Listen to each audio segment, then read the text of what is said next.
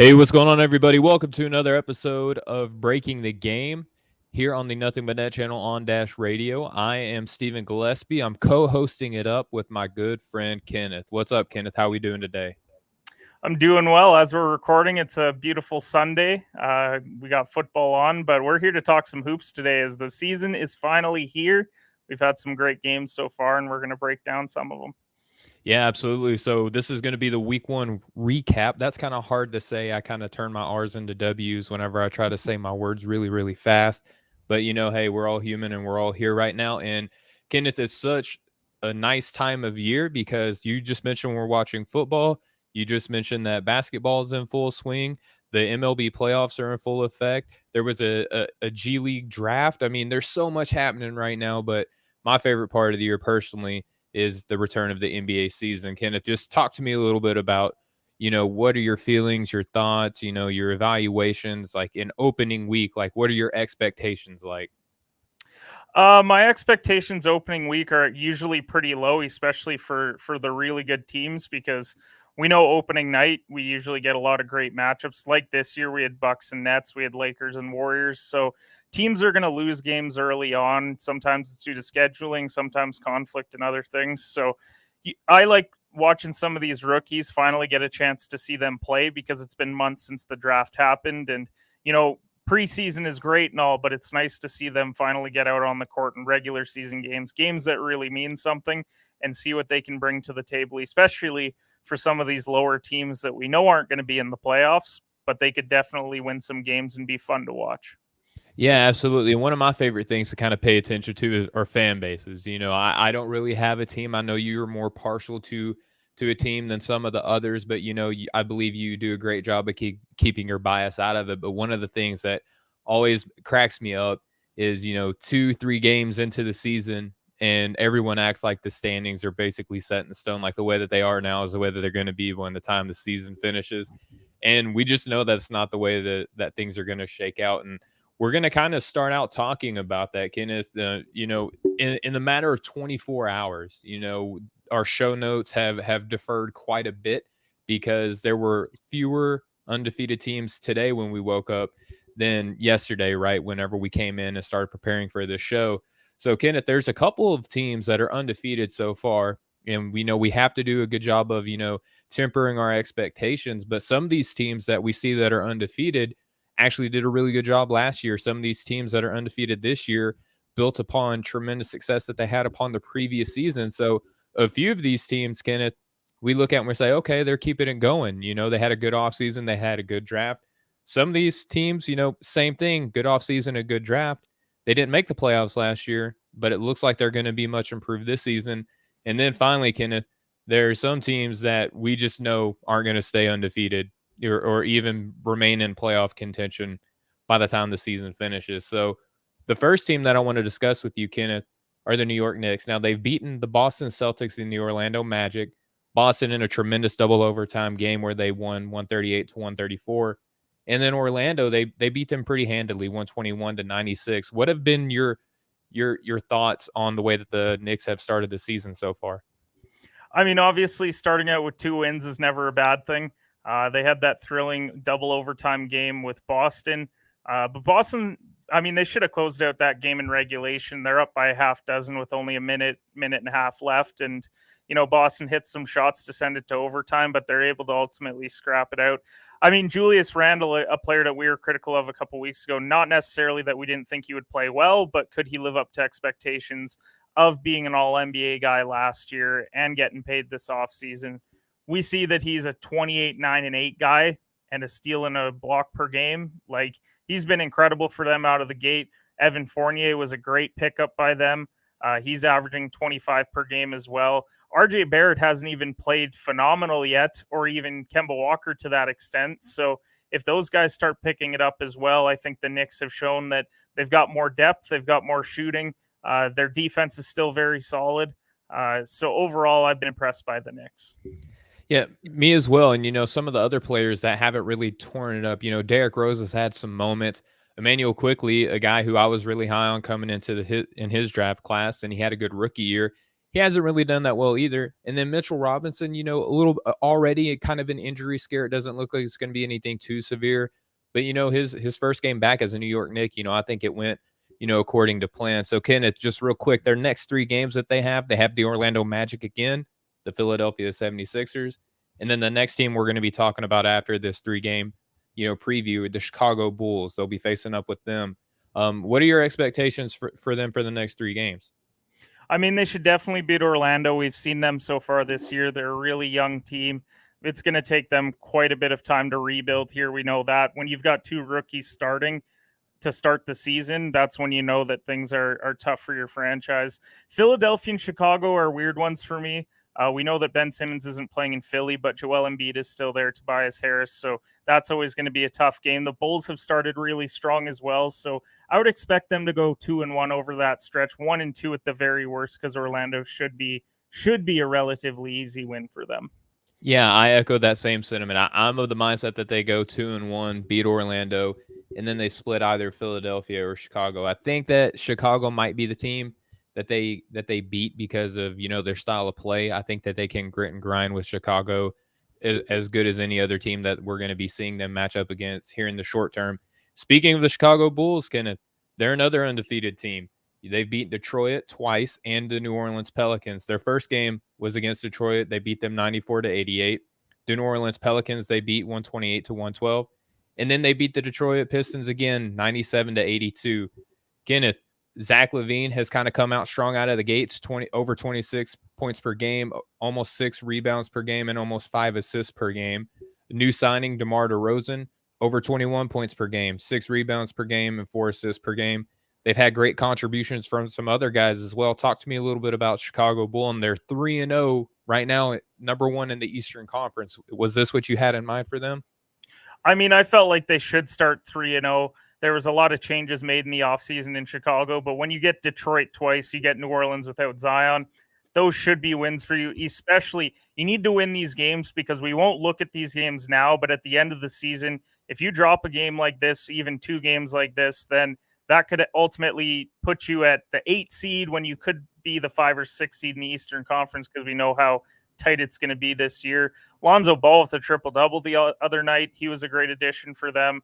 The thing about Chicago, why I think a lot of people are a bit lower on them heading into the year, is once you get outside of those 3 and Vucevic, the bench isn't great. Like, Caruso's there, but then you're starting to go to like Patrick Williams and some other guys. So if they can stay healthy the whole season, do what Phoenix did last year, I could see them being a top 6 seed in their conference very easily. If anyone gets hurt out of those 4, though, they have a serious drop-off in production, and I don't know if they have the players behind them in order to make up that deficit. But, I mean, overall, even their next 3 games, they've got a couple of non-playoff teams, and then we talked about the Knicks as well. So that's a toss-up for me as well. So could I see them starting 6-0? Sure. Could they go 4-2 pretty easily as well? Yeah, absolutely. You talked a little bit about Alex Caruso, Ayo Dosunmu, the reigning, player of the year coming out of college last season. He had a good opening game, so you see a little bit of flashes of depth, but overall, I agree with you, Kenneth, that outside of their starting 5, Patrick Williams is showing a little bit of that defensive instincts that he had coming out of Florida State for his, college career. But, I mean, at worst, Chicago has been fun to watch. I mean, they have the other night when they had those, consecutive blocks to protect the paint, with Lonzo Ball getting up and blocking the shot for the second time, and then they were able to push the break coming out of that turnover. That was just fun to see, and I can't remember the last time that we saw Chicago a fun team to watch. Kenneth, you touched on their next 3 games. They have Detroit, Toronto, and New York. What are your expectations in that stretch? Yeah, I definitely think they should take care of business against Detroit again. They still don't have Cade Cunningham. I think if Cade is there, I could see them potentially stealing one of those first 2 matchups or this one. But Toronto isn't a great team. We've seen even their best players have struggled to start the season. So I would expect a win there. And then I think they would drop the game to the Knicks to make it a 5-1 start for Chicago, which is a great start for a franchise like this that has all these moving pieces. Yeah, absolutely. And I think that they could go 2-1 as well with that slate ahead of them. Now, the Washington Wizards, they were a team that barely made the playoffs last season, but they still did it. They traded away, Russell Westbrook, kind of will they, won't they with Bradley Beal. Then they bring in guys like Spencer Dinwiddie, Montrezl Harrell, KCP. But right now they're undefeated, man. They beat the Toronto Raptors without Pascal Siakam. And then the Indiana Pacers, we'll talk about them, or we were going to be talking about them had they not won last night. But it seemed like opening up the season, they were just unable to close out a game, but then they finally beat Miami the other night. But Washington beat Toronto 98-83, and then Indiana 135-134. Kenneth, talk to me a little bit about some of these standouts that they have on this team. Like, we know what Bradley Beal can do, but it actually looks like they're trying to build a team around him for once in his career in Washington. Definitely. When we had the Hoopers on a couple weeks ago previewing this division, we talked about Washington as one of those teams where could we see them sneak into that play-in, even the 8 or 9 seed of that play-in? Yes. Could we see them finishing 13th? Also, yes. They've impressed so far. They beat teams that are going to be ahead of them when it comes to this play-in situation, because we know Toronto's going to be in that mix. Indiana is. So those are 2 big wins. Kyle Kuzma has played really well out of the gate for them. Montrezl Harrell's played really well. They're starting to show a lot more depth than they've had in the past. That's why I was okay for Washington giving up Westbrook, because, yeah, you give up a guy like Russell Westbrook, who's an all-star every year, but in return, you're getting a guy like Montrezl Harrell, who is a former 6th man of the year. You're getting Kyle Kuzma. His rookie year, he looked phenomenal. Just looked like he didn't fit in well with LeBron James, so he gets a fresh start there. They brought in Spencer Dinwiddie. Prior to him getting hurt, he was a near all-star in the Eastern Conference as well with the Brooklyn Nets. So I think they made some great moves. I think as long as Beal and these guys stay healthy, they're going to be a tough team to beat every night, because they're going to be able to have 4 or 5 guys that can give you 18 to 25 points every given night. And I think that's huge for them. Yeah, and the aforementioned Spencer Dinwiddie right now is averaging 23.5 points per game, 5 boards, and 7.5 assists, while Montrezl Harrell coming off the bench is giving you 18, 8, and 1 block per game. A lot of energy. Again, something that the Washington Wizards, the district, they haven't seen in quite some time. So, Kenneth, here's where I think their stretch of games is starting to, they might come down to reality a little bit too soon for some of these fans, right? So that their next 3 games, they have Brooklyn, Boston, and Atlanta. Kenneth, I'm looking at this stretch. I think maybe Boston is a winnable game, but I think they maybe go 1-2 through this stretch. Talk to me. What do you think? I actually think they go winless through this stretch. I mean, Brooklyn, that's a tough team to beat anytime. You've got Kevin Durant and James Harden on the court. Boston, they've started slow, but I think we know what potential they have in Jason Tatum and Jaylen Brown. I think that's not sustainable long-term for them to be struggling that badly. So I would lean Boston there. And Atlanta's a team that I really like this year, because their depth is just like they go so deep into their bench. We've seen Cam Reddish already perform really well, and some other guys with this team. So I would say they're going to lose all these games. At best, they're winning one. But as you said, like, they're going to come back down to earth. Yeah, and that Atlanta game is a divisional game, and that's going to be kind of a must-win in the early going for the season. So moving on from them, keeping it in the division, the Charlotte Hornets are another undefeated team. Now they've beat the Indiana Pacers in a very close game, 123-122, and then they beat Cleveland 123-112. So, this was one of the teams, Kenneth, that I looked at coming into the season. I projected them being in the play-in game, but being the 7th seed by the time that the season ends. And so when you look at this team, when they have, Lamelo Ball playing the way that he is and the rest of this roster, what has kind of been, do you think that what they are doing right now is sustainable throughout the season? I think it is, as long as Lamelo Ball stays healthy, because Lamelo makes everyone around him better. And I think when you take him away, then they start to become more of an isolation team, which they don't have the bodies, at least in my opinion, for them to actually do that. I think with LaMelo being there, he's making the guys like Kelly Oubre better on this team, and other guys like the Gordon Haywards of the world. So as long as he's healthy, first of all, I think he's an all-star this year. I actually think he'll be up for most improved player, because as we've talked about at length before, it's typically the best first-time all-star wins the most improved player award. That could be LaMelo Ball this year. So I think overall, as long as their cornerstone piece in Ball stays healthy, then they're going to be just fine. Yeah, and another facet to that most improved player race is usually it's not a second-year player, so that would kind of buck the trend a little bit as well. So little bit of diametrically opposed viewpoints in that. But again, Lamelo Ball is giving you 24 points per game, 6 boards, 6.5 assists. How about this, Kenneth? His defense was one of these things that people were kind of not so high on. 3.5 steals per game. Talk to me about a little bit of his defensive capabilities so far this season. I mean, his length overall, I think, is just such an asset. When you get to play the point guard position against guys who are typically 6'2", 6'3", and you're upwards of 6'7", 6'8", I mean, that's huge for a guy like LaMelo Ball to play solid defense. And just that added length when you're on point guards, I think, is huge. So that's where he can use his size as a mismatch, even on the defensive end. Yeah, and playing those passing lanes certainly is an added bonus, because this is a player that wants to push the break, whether he's going to finish it himself or he's going to set up his teammates for a really good, over his shoulder, no look, cross court to the opposite corner pass that he can just do, it seems like, at any given moment. So moving forward for them, they have Brooklyn, Boston, and Orlando. Do the Hornets keep up their hot start, or do they start, kind of waning down a little bit? I think they're going to keep up the hot start. I think if you lose to Brooklyn, there's no shame in that. I think you got to use it as a learning experience. They're 9.5-point underdogs today against Brooklyn. I think that they're going to cover that. I think they're going to give them a real battle today. And that's just only going to help this team improve because they are still really young. I could see them winning both Boston and Orlando, though. As we talked about, Orlando's not going to win many games this year. And I think Boston's a bit of a toss-up for me. So I think best case scenario, 2-1. Even if you go 1-2, starting 3-2 to start the year is not a bad thing.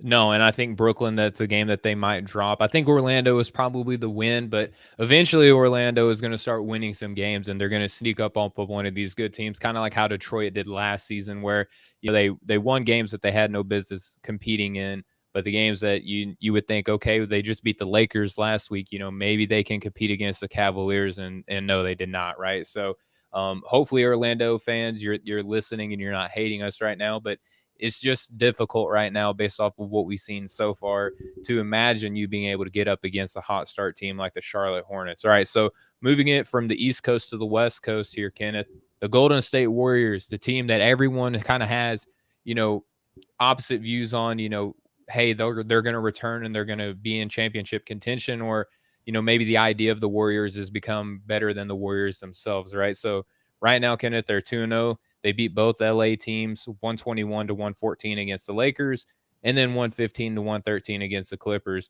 Now, we all know Mr. Steph Curry is the face of the Warriors for good reason. We saw him lead the league in scoring last season. Looks like he's going to be in similar fashion again this year. Talk to me a little bit about the Warriors and their hot start, Kenneth. I mean, I'll say this much: if Steph Curry keeps shooting 47% from three this year, it's over. The MVP discussion is over. It's going to be Steph Curry as long as he stays healthy. So overall, when I look at this team, Jordan Poole's impressed me a lot. Andrew Wiggins has impressed me a lot because he's a guy that for a lot of years it just felt like didn't like him. They thought that he had issues like mentally and stuff when it came to the game, and does he really care at times? I never thought that was the case. I thought that he got a fresh start in Golden State.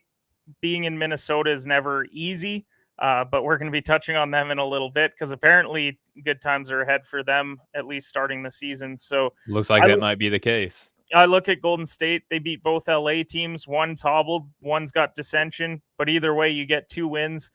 And that Lakers win, they were down early, and then they come back and win the game. Steph, I don't think the 10 rebounds per game is sustainable, but if it does, then once again, MVP is a lock. Just hand him the award. If a point guard's averaging 10 boards a game and shooting 47% from three, might be one of the greatest individual seasons we've ever seen. Not to mention about 2 steals per game, right? And almost 6 assists. Now, Jordan Poole, he's kind of doing what a lot of people were prognosticating about coming into the season, almost giving you 15 points a game, almost 7 rebounds, a couple of assists, and then a steal per game himself. Now, Kenneth, they started hot. You talked about the hobbled and the dissension. How about Sacramento, Oklahoma City, and then the Memphis Grizzlies? More to come on them here in a little bit. But, I mean, these next 3 games, are you expecting maybe, a 5-0 start, a 4-1 start? Where are you projecting them finishing after these next 3 games? I would probably project them at a 4-1 start. whether it's Sacramento or Memphis, because Sacramento's impressed me out of the gate as well. I like to see some of the things that they've been doing. Memphis as well, who we're going to touch on in a little bit. But Oklahoma City, they're kind of the Orlando of the Western Conference. Like Shai Gilgeous-Alexander hasn't even played well out of the gate, which when you're basically your team's only player with a bunch of rookies, it's not going to bode well for you to start the year. So I would imagine Golden State takes care of business there. They might slip up against one of these teams because what we do know about the NBA is that, yeah, it may look great on paper, but teams drop games that they shouldn't all the time. And I think that we could see that with one of these two. Yeah, I mean, if they beat Sacramento, you're talking about being not only 3-0, but being 3-0 in your division within the Western Conference. That's a huge start for them. So I imagine they'll be ramped up for that game, maybe take Oklahoma City a little, maybe a little lightly, but still being able to beat them. That Memphis game I'm very interested in because Memphis looks completely different this year than they did last season. And a lot of that just has to do with the growth and the development of their young guys. So speaking of growth and development, not really, but still, we'll move on to the Utah Jazz. And this is a team that in the offseason, they didn't make a lot of sexy move, Kenneth, but, I'll go ahead and lead off with this guy. I didn't have him here in my notes, but Hassan Whiteside anchoring down that backup big man role. I touched on that at large, along with Philadelphia adding Andre Drummond. So say what you will about these guys, but especially Hassan Whiteside. This is a guy that had character issues, quote unquote, and just was chasing stats or whatever. But you're talking about backing up Rudy Gobert. What a huge acquisition. And so far, so good. They've beaten Oklahoma City and Sacramento. They beat OKC 107-86. And then Sacramento in kind of a close game, 110-101. Donovan Mitchell obviously still doing his thing, and Rudy Gobert, just a mountain of a man as well. Talk to me about the Utah Jazz, Kenneth. I mean, Utah's doing exactly what we thought they would. They beat Oklahoma City handily. They were down a little bit early to Sacramento, but I think the depth ultimately won out in that game, and they were able to come back and win. When you're going 9-10 guys in a rotation, you've got a superstar in Donovan Mitchell. You've got those defensive anchors in Gobert and Whiteside. You don't even lose a lot when Gobert goes off the floor, which is why when you were highlighting Whiteside, you were 100% right. The guy's over a block. He's a block and a half a game per guy. So that's huge. It just anchors your defense even further. I just think overall this is a team that's going to win a ton of games. That's why I picked them to win the Western Conference this year as the 1 seed, because I just don't see any other team in this conference that can really match up with them when you start going down the line. If you get to 6, 7, 8, like Joe Ingles is in that situation, and I don't see many teams with a Joe Ingles in that area. Not at all. And you're talking about bringing a guy like a Jordan Clarkson off the bench to being one of your top scorers. Bogdanovich is having himself a good season too, but a little bit more on Rudy Gobert, almost 17 points per game here in the early going, over 20 rebounds per game. That's ridiculous. And he hasn't even gotten his block numbers to where he normally likes them so far. But the next 3 games, a couple of these might be a little challenging, Kenneth. They have Denver. We'll talk about them here in just a second as well. Houston, and then the aforementioned Chicago Bulls. Any of these matchups you have your eyes on? I got my eyes on Denver and Chicago because we've obviously seen Jokic start really strong, and we're going to touch a little bit more on him right away here. So I have concerns just because when you're going up against an MVP candidate like that, it's always going to be a concern. Houston, that should be an easy game for them. Jalen Greene has looked okay out of the gate. I think people expected him to score a little bit more than he is, but Kevin Porter Jr. struggled as well. And then Chicago, we've seen them out to the hot start as well. So does that translate to their first statement win over a team like Utah, or does Utah take care of business? So I would have them going 2-1 over that stretch. I just don't see Utah having many 3-game stretches where they lose 2 games. So I think this is a case of that as well.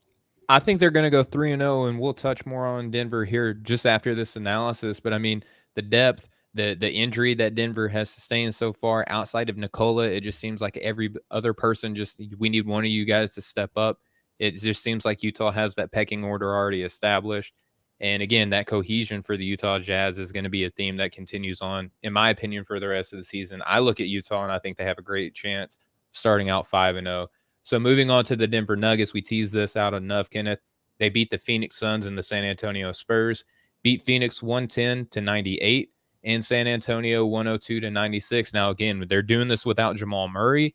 Will Barton has stepped up. He's giving you about 16 points per game, almost 7 boards. And I think this is a career high, Kenneth, 5.5 assists per game. Talk to me a little bit about Denver Nuggets and what we've seen out of them so far. I think heading into this season, we felt like Denver was going to be a really solid team in the Western Conference. When you've got Nikola Jokic, who's averaging what he is at 29 and 14, he's shooting almost 70% to start the That's season, stupid. which as a center that is not like an Andre Drummond just around the rim type of guy, he's doing it from the outside, the mid range. Like, yeah, he can do it inside, but when you're seeing those kind of numbers from a guy, and yes, we're only a couple games in, do I think he's going to sustain that? No. Once again, if he sustains that, it might be a two-man race between him and Curry. So I think overall Denver's impressed me, especially that Phoenix game. They were down pretty early in that game, even in the third quarter. What do? Storm back in the fourth, win by double digits. San Antonio, that's a team that you should beat this year. They're in that kind of lower tier of this conference. So overall, I've been impressed by them. Michael Porter Jr. has been solid. Aaron Gordon's been solid as well. So this is a team that's got some sneaky depth. I think people talk about Murray being missing, and that automatically means the sky is falling. But they still have plenty of guys there. Yeah, and Will Barton is kind of picking up that lead guard role, and he's doing a pretty decent job. Kind of reminds me of when he was playing in Portland as more of a playmaker as opposed to just and then a wing scorer, right? So next 3 games, they have Cleveland, Utah, and Dallas. Kenneth, I'm looking at this. I'm thinking that they win their first game and probably drop the next 2. I mean, Dallas hasn't looked good, but small sample size. They got an MVP candidate of their own, and they got some good players on their team. I think they might be able to get up against Denver. I have them projected to go 1-2 over the stretch. Talk to me about what you think. Yeah, I would go 1-2 as well. And I wouldn't rule out that Cleveland game either, because we saw Cleveland out of the gate. They picked up a big victory over an Atlanta team that has a ton of depth. Evan Mobley's been great. We've seen Colin Sexton be good. Jared Allen has been phenomenal. It's almost like he deserved to get paid that kind of money, and people were really critical of it. Got him on my fantasy team, just saying. One of the best young centers in the world, and I'm happy to say that I've been on that train for many years. So I just think this is a tough stretch for them when you're coming off of you beat Phoenix, which is a big win. But then when you have 3 tough teams like this, I would agree with the 1-2, because Jokic is going to find a way to win one of these games, at best 2. But I think if you have Jamal Murray, we might be having a different discussion. Yeah, and Michael Porter Jr. is yet to have a big game himself either. So it might be just it might come down to Denver needing one of these guys to step up as a secondary scorer on this team. All right, so let's hop over to the Memphis Grizzlies. They beat the aforementioned Cleveland Cavaliers, and they also beat the Los Angeles Clippers. They beat Cleveland 132-121, and then the Clippers 120-114. They have a 3-headed scoring monster right now between John Morant, DeAnthony Melton, and Desmond Bane, the sophomore. All these guys scoring over 20 points per game. They just look tremendous in this super small sample size. Do you think this holds up, Kenneth? I think it does. I'm really high on this team this year. The Cleveland win, as we said, Cleveland just beat Atlanta, so that's not a win to overlook on an 11-point victory like that. They were also down to the Clippers last night, and Paul George had 41 points in that game. Yep. But John Morant's been phenomenal. He's taking that next step. He's a guy to keep an eye out for most improved player as well this year. And do I think 32-7 is sustainable for him? No. Do I think that 27-7 is doable? 100%. He's shown that he's a really athletic guard. He distributes really well for this team. I don't think the block per game is sustainable as a point guard, but never know. I hope so. You never know. It'd be exciting if it was. Dwayne Wade asked. Athleticism. So overall, I just really like this Memphis team. They have a lot of guys that can come out and score 15, 20 points any night. They may only average 12, but that doesn't mean that they're not capable of scoring 20 any given night. So I really like Memphis this year. I think I had them as the 7 seed heading into the season, so I think that they're gonna perform really well. Well, and it looks like they're kind of proving me wrong a little bit. I had them on the outside looking in, but again, it's a short season. I don't want that to dampen anyone's expectations on this team, though, because I think that they have done a super job, building organically. They haven't tried to expedite anything. They got rid of some players that we were kind of more high on than the guys that they brought in, talking to you, Steven Adams, but still this team has performed well. Their next 3 games they have are against the Lakers, the Blazers, and then the Miami Heat. That's going to be a tough stretch, especially with the Lakers looking to gain momentum of their own. Kenneth, do you think that they maybe win 1 game, 2 games? Do they shock the world and go 3-0? What are you thinking? I think they have the potential to win 2. I would say that they're going to win 1. The Lakers, they're dealing with their issues right now. It's well documented that they are out of the gate. They've struggled. So it wouldn't shock me if Memphis goes in and wins that game. Portland is another team. CJ McCollum's played great, but is that sustainable for him? I'm not sure. So I think that they could win 2 games over this stretch. I think when they get Golden State in that third game, it's going to be a really tough one for them. But I think best case scenario, you win 2 games here, but don't be upset if you only win 1. Once again, starting 3-2 is not a bad thing. Yeah, and good on you for picking up. I mentioned their 4th game against Miami, but Golden State, I mean, that makes it even more difficult in my eyes. I said that they had the Heat. The Heat's the 4th game, so I mean, we're talking about a really tough stretch coming down the pipe for this Grizzlies. So we'll move forward. The last undefeated team that we want to talk about, probably the last team that anyone had in mind going undefeated, being the Minnesota Timberwolves. Right? They are actually the second best team in their division right now. Insane, right? So we're talking about them. Now, granted, they only beat the Houston Rockets and the New Orleans Pelicans without Zion Williamson, right? So Houston, they beat handedly 124-106. And then a little bit closer of a game against New Orleans, 96-89. They have had tremendous games from Karl Anthony Towns. Right now, he's averaging almost 28 points per game, 7 boards, 2 assists, a steal, and 2.5 blocks per game. And then the sophomore Anthony Edwards right in there with that LaMelo Ball conversation yet again this season. What are you thinking about the way that this team has started, and is it sustainable, Kenneth? I don't think it's sustainable long term. I think that they have a chance to be in that play-in situation this year. They're right there with the Sacramentos and the Pelicans, who, funny enough, they beat already this year. So, yes, you should take care of business against Houston. You should against New Orleans. So it's nice to see them win both of those games, because years past, I think we would have seen them start 1-1.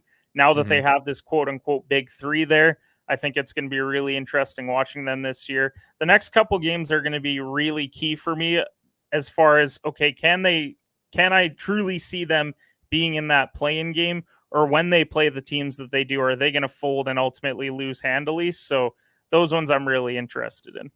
Yeah, and Anthony Edwards giving you 24 points per game, 8 boards, 4 assists, and a steal. And then Jaden McDaniels, I'm super high on him. He was averaging 2 blocks and 2 steals in the short sample, right, of only 2 games, but still giving you 2 and 2 on the defensive end. Those numbers, pretty awesome. And then the next 3 games, Kenneth, you talk about, it not being sustainable. They play against the Brooklyn Nets, the Boston Celtics, and the Orlando Magic. Potential to go 0-3 here. Potential to go 2-1. Which way are you leaning?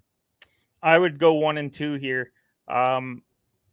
I wouldn't be shocked that, honestly, if Minnesota beats either Brooklyn or Boston, but then they slip up against an Orlando, because when you go through 2 tough games in a row like that, you can often overlook your third opponent in a team like Orlando. So I think if they lose both, then they probably come back and beat Orlando. So I think they're going to go 1-2 over this stretch.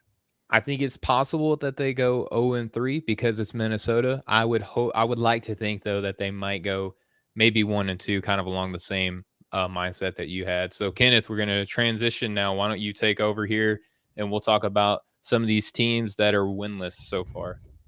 Yeah, we've got quite a few winless teams so far to start the year, which I think is to be expected. I mean, we've only played a couple games, so there's always going to be winless teams like this. But there's some teams in here who I think were a bit more surprised or are winless than others, namely the Boston Celtics to start. I mean, we talked about it. They lost a double OT game to New York, but then they no-showed against a Toronto team who not many people have high expectations for this year. So what's been surprising about them is how poorly Jason Tatum has played. Jaylen Brown was phenomenal in that first game against New York, but Tatum wasn't ultimately able to give him that second bit of support. So what do you think of Boston so far? It's just been kind of one of the biggest questions on the piece that I wrote about them for the 30 questions, one for each team, was, Jason Tatum's going to have some of the most pressure on him out of anybody in the entire NBA. And right now we're seeing it, because some of it's self-imposed. He wanted to, he said that he wanted to take himself up to that top 5 player in the NBA. He's gone the wrong direction. He's kind of squandered a really hot performance from a Jaylen Brown. Kind of catching lightning in a bottle with some of the shooting that we saw from Marcus Smart and Grant Williams. What they really needed was Jason Tatum just to have an average game, and he couldn't even do that. Al Horford's reacclimating to this team. They did make a lot of changes. This is not the same Boston Celtics team that we saw last season. Although 2 seasons ago, a lot of these guys were on this very roster. So it's shocking to me that they are winless right now.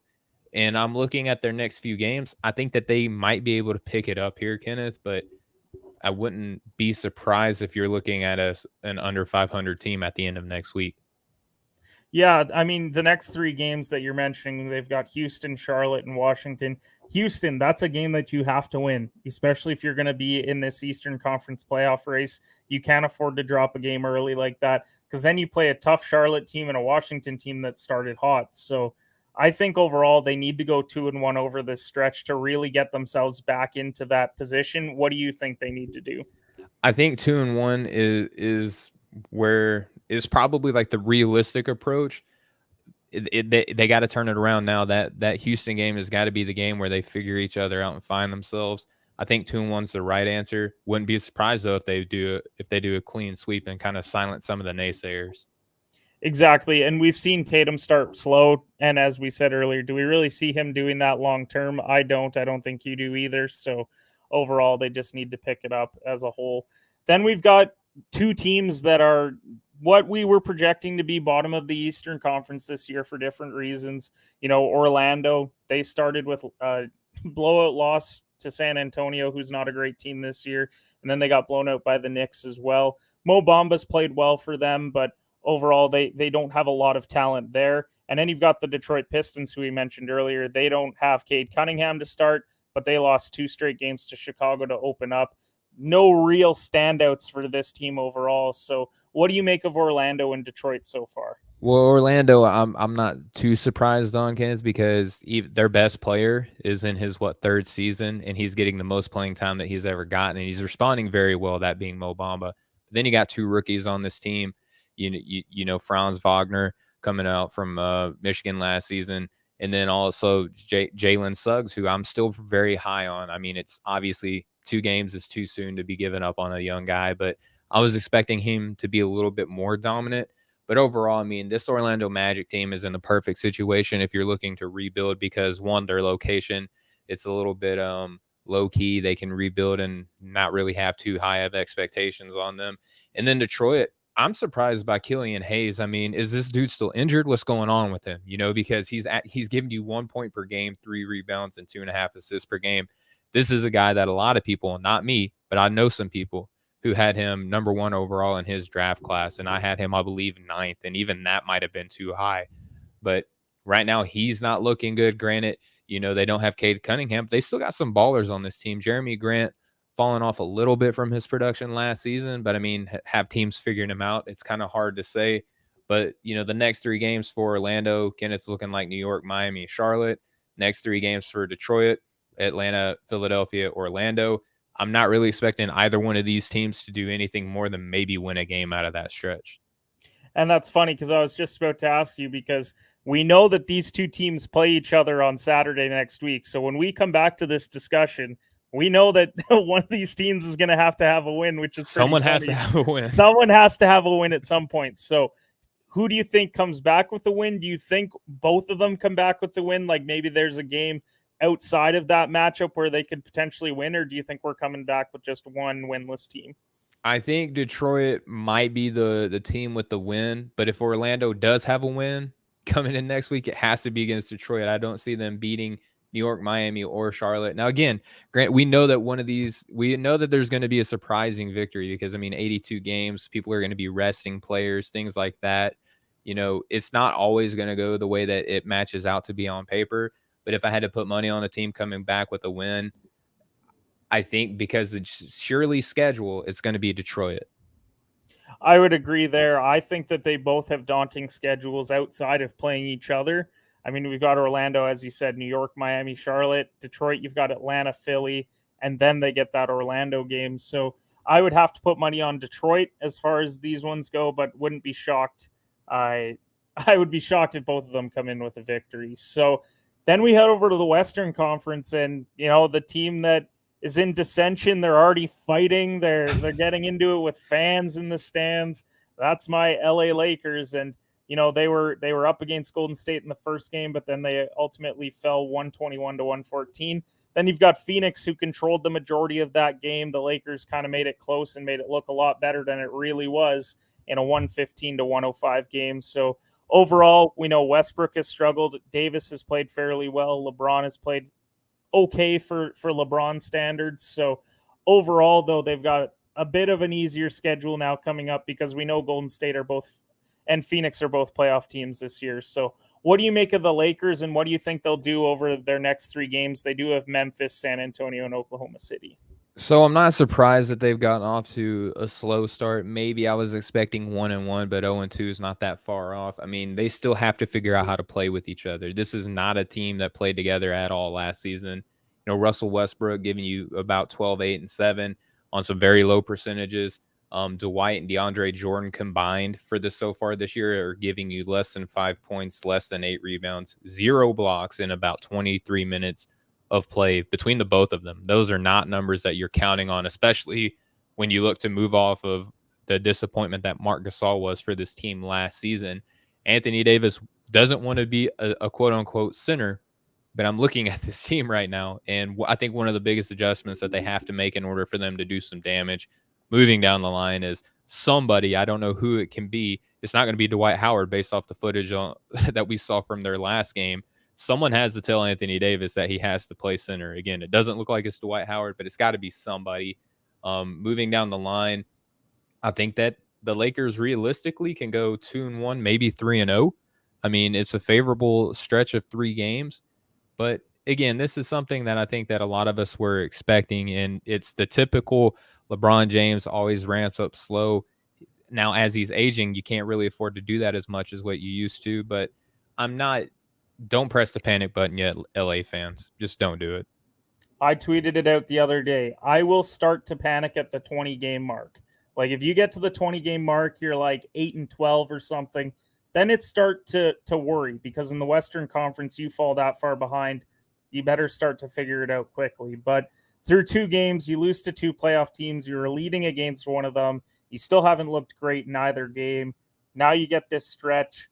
If you drop one of those like Oklahoma City games, then I might start to panic a little bit. But overall, as you said, LeBron can't do what he used to, which was just put the team on his back, go and win like 15 out of 16 games, and then everything's all fine and dandy. So overall, I think LA just needs a bit more time. The other LA team also has had some issues out of the gate with the LA Clippers. You know, they lost to Golden State as well. They were up against them, but ultimately fell. And then as 4.5-point favorites, they lost to Memphis 120-114. They were leading in that game as well. So overall, Paul George has played really well out of the gate. Guys like Reggie Jackson haven't. Eric Bledsoe has struggled a little bit as well. Terrence Mann, a guy that I think a lot of people had high expectations for, he's struggled out of the gate so far. But once again, we're only 2 games in. So what do you make of the Clippers? They've got a stretch coming up with Portland twice and Cleveland. So do you think they can right the ship, or what are your expectations for the Clippers? I think they maybe go 2-1. I think they probably split the series with Portland, and then they hopefully can beat, the Cleveland Cavaliers. But Cleveland looks better this year than what they have in prior seasons. Cleveland might be on this up and up, maybe the Charlotte Hornets of last year, so to speak. I think they kind of mirror them a little bit, because Evan Mobley is coming to play. And I look at the Clippers. I don't know any postman. This is really funny to say for me, Kenneth, but I don't know of any postman on the Clippers that can keep up with Evan Mobley.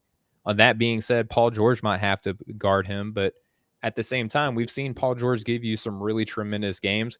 Reggie Jackson, on the other hand, looking like he was going to be the second, leading scorer on this team, only giving you 14, 3, and 4. Again, we know Clipper fans, this is very early in the season. All right. We're not panicking either, but to give some sort of insight and analysis, Reggie Jackson may be expecting close to 20 points per game from you with Kawhi Leonard sitting out, but it looks like Eric Bledsoe is taking over that starting point guard role from him to allow this team, giving you some scoring off the bench. However, it's shocking to see that they're 0-2, but I think that they might go 2-1 over the next stretch. Yeah, I wasn't as high as many as far as the Clippers coming into this year. I had them as the 9 in the West, but I would write this off kind of how I did with the Lakers, where, okay, you lost to Golden State, you lost to Memphis, both teams that we assume are at minimum in the play-in game situation this year. So now you've got a stretch where you can potentially win some games. And Reggie Jackson, like if he continues to shoot 30% from the field this year, it's going to be a long year for Clippers fans. So he ultimately needs to step up in that department. And then the last two teams that we have in the Western Conference, we've got the Oklahoma City Thunder. They fell by 21 points to Utah, and then they lost to Houston by 33 points. That's not a great loss, considering Houston's in the same situation as you are in regards to a rebuild. Then we've got the Pelicans, who are 0-3. They lost by 20 to Philly. They lost by 16 to Chicago, and then they lost by 7 to Minnesota. The thing to note about the Pelicans, as we all know, is that Zion Williams is not playing. He's also pushing 300 pounds, but he's not playing. So what are your expectations for Oklahoma City and the Pelicans? As I said, Zion's out, but Oklahoma City, even Shai Gilgeous-Alexander has struggled out of the gate. So what are your expectations for these teams moving forward? Well, Oklahoma City is kind of the same song and dance as last season, and, didn't have expectations on them either. The teams that they lost to, they were supposed to, even Houston, they're young, but they want to win. Oklahoma City is young, but they just want one of their, draft picks to turn into, Kevin Durant, James Harden and Russell Westbrook all over again. They're trying to remake, a big three of MVP candidates organically. They got Philly, Golden State, and LA next. Dare I say that they go 0-3 in that stretch. The biggest surprise to me from them, though, is Shai Gilgeous-Alexander only giving you 15.5 points per game, 4 boards, and 2 assists. We touched on that earlier, though. It's because he's playing with a lot of inexperienced players. When you go from playing with Chris Paul to Josh Giddey, you're going to probably see a dip in your production, over those next 3 seasons. However, still would like to see better numbers from him, kind of like how he did last season with the lesser team. But this team didn't get any better, and it's on full display. The Pelicans, you would like to see them at least get a game, maybe even even 2 against Chicago and Minnesota. Both of those teams are undefeated, so maybe our expectations on them coming into the year are a little off based on how they finish. I don't know. But, without Zion, Brandon Ingram's been playing well, 27, 7, and 6. But who else is stepping up to play? And Nickeil Alexander-Walker has had one good game. But other than that, he's kind of underperformed. And then it really falls off from there. Jonas Valanciunas is doing everything that we thought he was going to do for this team. However, he's only one player along with Brandon Ingram. They have Minnesota, Atlanta, and Sacramento. Based on the fact that they already lost to Minnesota by 7, maybe they win that game. Don't expect them to beat Atlanta. I don't even think they win against Sacramento. So it's going to be tough for me to see the Pelicans win without Zion, and it's not going to take away any pressure for that organization to start winning with a guy that everyone has touted as the future face of the NBA. Yeah, and the concerning part about the Pelicans is, Devontae Graham's played well. So as Alexander Walker had the one game, but the numbers look good. Same with Valanciunas. Ingram's played well. Once you get past those 4, though, and that's where they missed Zion, we knew coming into this year that they didn't have a lot of depth. And so this is really hurting them in these games when you've got 4 guys playing well, but you need more than that in the NBA. You need to be able to go 5, 6, 7, 8 guys deep as far as winning regular season games. They've got a stretch coming up where they could win a game or 2. They've got Minnesota. They got Sacramento there. So hopefully they can win a game or 2 there. Oklahoma City looks like, to me, I think we're going to be coming back to this situation next week with them sitting at 0-5. When you got Philadelphia, Golden State, and the Lakers, that's not exactly a great stretch of games. And as you said, they're not really trying to win games right now. They're trying to get draft pick capital so that way they can rebuild this team through the draft over the next 3, 4, 5 seasons. So those are the teams that are winless so far. Before we head over to talk about the early MVP discussion, we want to promote our phenomenal sponsor over at Off the Ball, MyBookie. MyBookie matches up to 50% of your first deposit and up to $1,000. That's the largest bonus in the industry, the highest credit card acceptance rates, fast 48-hour payout processing. Use promo code OFFTHEBALL at mybookie.ag and let's win big. So, Steven, we're going to head over now. I'll flip it back to you. We're going to talk about some early MVP favorites, and then we'll have to do our dash sign off here, and then we'll talk about some underperformers after that. Yeah, absolutely. How about we do a 180 on this one, Kenneth? Just to keep the people interested in the MVP conversation, how about we do the biggest underperformers? We'll sign off, and then we'll have everybody come join us on the podcast for our MVP discussion. All right, so real quick, I'll run through my biggest underperformers and give you some numbers, Kenneth, and I'll flip it back over to you. So Jason Tatum, to me, based off the expectations put on him by himself, based off what we've seen from him in previous seasons, giving you 19 points per game, 9 rebounds, 4 assists, shooting under 35% from the floor, only 21% from deep on almost 10 attempts per game and less than a steal per game. Those are all under his career numbers right there. Really big disappointment. And I also factored the wins as far as the players who were the biggest disappointments, right? Devon Booker right there too, 18.3 points per game, 4 rebounds per game, 4 assists per game, shooting less than 40% from the field, 33% from deep on 6 attempts per game. I've always kind of touched on this, that he kind of underperforms from deep to me. I think his long shot is a little overvalued and a little overrated. Chris Middleton, the team is doing decent, but he's giving you less than 20 points per game, 4 rebounds per game, 3 assists per game, only shooting 44% from the floor, 23.5% from deep on almost 6 attempts per game. Russell Westbrook, probably not a surprise to anybody here, 11.5 points per game, 8 rebounds, 7 assists, shooting less than 36% from the floor. How about this, Kenneth? No 3-pointers hit at all and 3.5 attempts per game, and giving you 4 turnovers per game. Now, this last guy, a guy that I'm really big on for most improved candidate, a lot of people put expectations on his rookie teammate. I was looking more at Kevin Porter Jr. to do a little bit more. Again, it's still young in the season, but less than 15 points per game, 3 rebounds per game. His assist numbers look good at 6.5, but he's giving you 39.3% from the floor, 40% from deep on 7.5 attempts per game, but over 5 turnovers per game. Kenneth, what do you think of my list? And let's hear yours. I have Tatum on my list and Booker on my list. Those are kind of my top 2. I mean, 34% shooting for a franchise player like Jason Tatum isn't great. 39% shooting for a guy like Devin Booker certainly isn't. I agree on Middleton, Westbrook, and Kevin Porter Jr. Although Porter Jr. I wasn't as high on as a lot of people heading into the season. I still think he's really young and that he's going to go through these stretches where he's really going to struggle. But at least through 2 games, he's definitely underperformed. So I see why you have him there. A guy that I mentioned earlier, Reggie Jackson, was my third at 14, 4, and 3 when they just paid you as much money as they did, and you're shooting 30% from the field. Like, think about how bad Tatum's been, and you're shooting worse than he is. So I think that's really telling as to why this team is losing games the way that they are. He needs to be a lot better. It can't just be Paul George this year. They need that secondary production. I got John Collins on mine as well. I know that Atlanta won a game, but at 11-10 to start the season, I just think that he needs to be doing a lot more. He's a guy that got paid this summer. I know a lot of the point stuff is because of his game the other night where he only had 6, but you can never have 6 points when you're getting paid as much money as you are. Even when you're struggling, I need you to get to that 10 or 12 points because we're anticipating that he's supposed to be an 18 to 20 point per game guy. So he's really got to up that. And so I think the expectations on John Collins need to be a lot higher.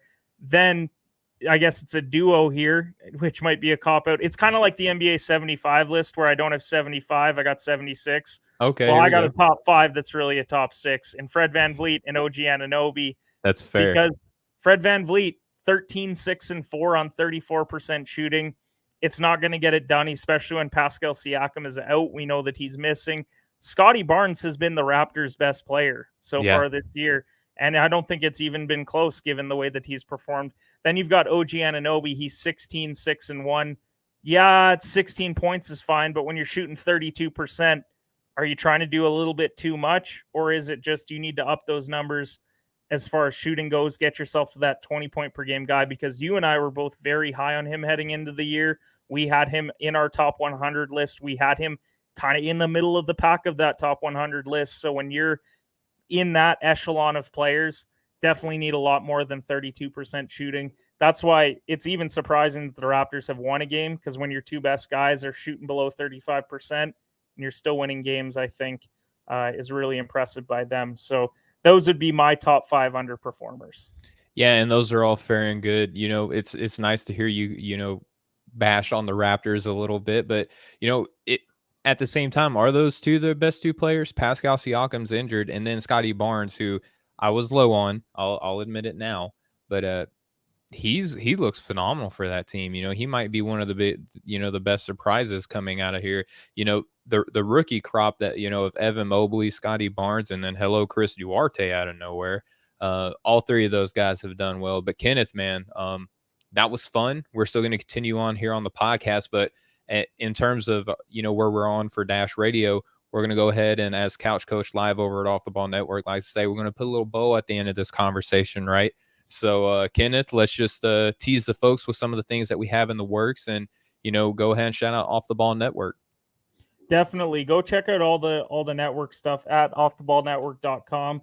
We've got betting articles, we got NBA stuff coming. We've got our Twitter exclusive Full Court Fridays that happen at 7:30 Eastern time. We just started that this past Friday, so something to keep an eye on. You definitely want to stay tuned as well, because right after this show, go straight into Shooter Shoot Basketball Podcast, which is my show on Dash Radio, so be sure to tune into that as well. And just overall, check out Off the Ball Network for all your sports needs.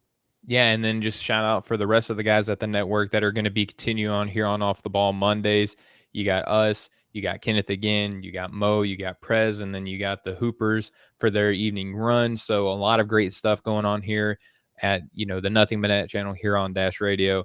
But as for us here at Breaking the Game, this has been Kenneth Cotterill. This has been Stephen Gillespie for Off the Ball Network. Shout out to our sponsor, MyBookie. We'll catch up with everybody next time. Much love, y'all. Much love. All right, Kenneth. So we got everybody here that listened to us from the Nothing But Net channel on Dash Radio. We teased it. It's here. This is the conversation that everyone's looking forward to, right? Because it's young in the season, which means there could be some variance. It's probably not going to stay this way all season long.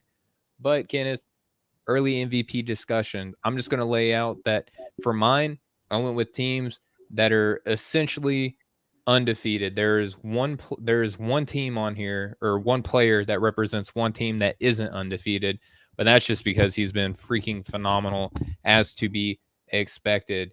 But Kenneth, who is leading the way in your early MVP discussion? So leading my MVP discussion, it has to be Steph Curry. We mentioned him a couple times earlier. Yeah, the overall percentage is 45% shooting, but the three-pointers at 47%. That's just unheard of in the NBA. He's 33, 10, and 5. It's hard not to have Steph right there.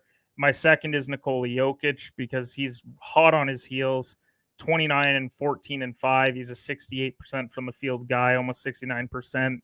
So overall, those two are my top two.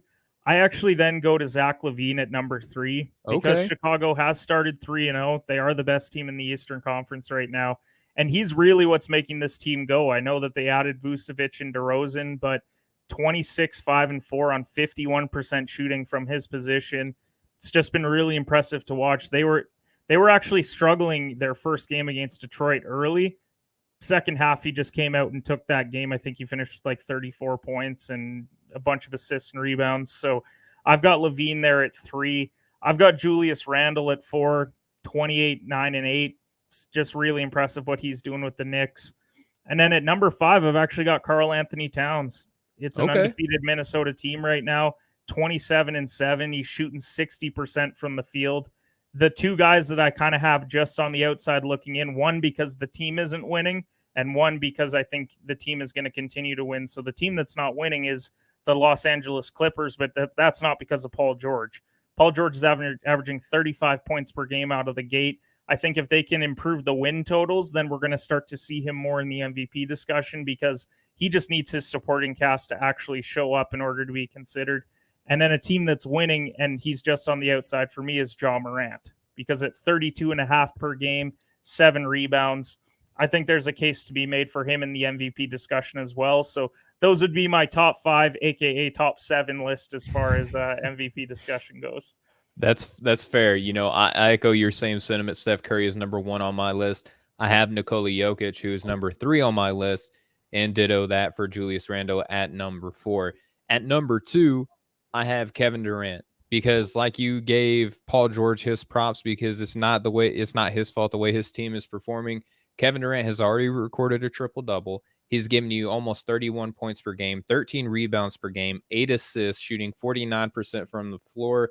3-point percentage a little low at 31, but he's also giving you a block and a half per game as well. So he's giving you those defensive chops. And then at number 5, I'm really excited about this one. I was completely lower on him than a lot of other people on the NBA draft, but Lamelo Ball is number 5 on my list because he is the absolute leader of his team. The Hornets are on the come up this season. They're undefeated. He's giving you 24 points per game, 6 rebounds, 6.5 assists per game, shooting almost 55% from the floor, almost 67% from deep on 4 attempts per game, Kenneth. And how about this? 3.5 steals per game. Not too shabby. So what do you think about my top 5 for MVP so far? I really like the top 5. I understand the Kevin Durant argument for sure. I think he's a guy that's just going to be in the discussion all year as long as Brooklyn continues to win games. And I like the LaMelo Ball shout out as well because he's a guy, this Charlotte team, people have them anywhere from that 7 to 12 in the Eastern Conference. But for them to start out 2-0, he's played really well. He's made everyone around him better. What's more valuable than making everyone else around you better? Yeah, it's really hard to deny that. And plus it's week 1, man. Like let's have some fun. Let's put some names in there, that may not be in there come the end of the season, give them their love early. But with that being said, I only think I have one guy who's probably not going to be. And that's why I had Levine in Towns, because same thing. Like, do I expect Minnesota to really win a lot of games this year for Towns to get love? Nope, but they started out really well. Levine, that's a team that may finish outside the top 6 in the East, which probably takes him out of the discussion. But when I even had someone on here discussing the MVP odds, Zach Levine was like plus 8,000. So the fact that he was that kind of odds at 80 to 1, I figured I had to throw him in here at some point since the name was mentioned. So yeah, get you some betting value out of him and where he's landed so far. But man, Kenneth, this has been fun. Obviously NBA is my favorite time of the year. I know it's up there for you as well. And that's gonna put an end to our discussion for week 1. But if you want to know anything else about week 1 that have happened, don't fret, because over at offtheballnetwork.com, where you can get all of your sports needs, I have an article that's called the Full Court Report, and it's going to be a weekly discussion. That's going to be up there about the time that you're listening to this as well. And we talk about more than just team standings. We did a little touch on the top 75 list, or AKA the top 76 list that the NBA just released. And then also a little bit of analysis on the Los Angeles Lakers dissension that Kenneth so eloquently touched on. And then also, is there a little bit of a change of heart going on in Philadelphia right now? That's going to be included on the article as well. Kenneth, let's go ahead and plug some of the things that you have going on, man. Yeah, definitely. Follow me on all social platforms at shooters_pod. Got a lot of good stuff going on over there. Another winning week in the golf betting article space. So that's huge. As far as NFL article, it's already looking promising out of the gate. So we'll see if we can put up another winning week there. We're up over 30 units for the NFL season through 6 weeks. So to put that in perspective, even if you're making $10 bets, you'd be up $300 this year. So that's huge as well. As far as those articles go, we've got bets on bets that just happened earlier today on Sunday. We already got our guy Cole as 2-0 to start the day. So another great bet. Overall, just your betting needs are met at Off the Ball Network. We're constantly putting out winners all the time. We got See You Sunday. We got Overreaction Monday happening as well. I'm usually on those as well. So just a lot of great stuff happening at offtheballnetwork.com. Yeah, and we have Full Court Fridays in full effect now. It's going to be every Friday at 7:30 Eastern. And, for all of you who are into the NBA draft, president of Off the Ball Network, Chris LeBron, and myself started Draft Capital. First episode has already been released, so please go and follow that at Draft Capital NBA on all social media platforms. You can look it up anywhere you get your podcasts at Draft Capital, again, on all streaming platforms. But for Breaking the Game, go tell your friends about us. You can follow us anywhere. Social media is available at BTG NBA Pod. We have our own YouTube. Shout out to Off the Ball Network, who has YouTube as well. We're streaming on that currently as we speak. We're just all over the place, Kenneth. And so is Off the Ball Network. Again, shout out to the big network. Shout out to the big boss, Chris LeBron. But as far as Breaking the Game goes here on our podcast, Kenneth, why don't we go ahead and tell the nice people to have a good day. Have a great day, everyone. Yep, we'll catch up with y'all next time. Much love, everybody.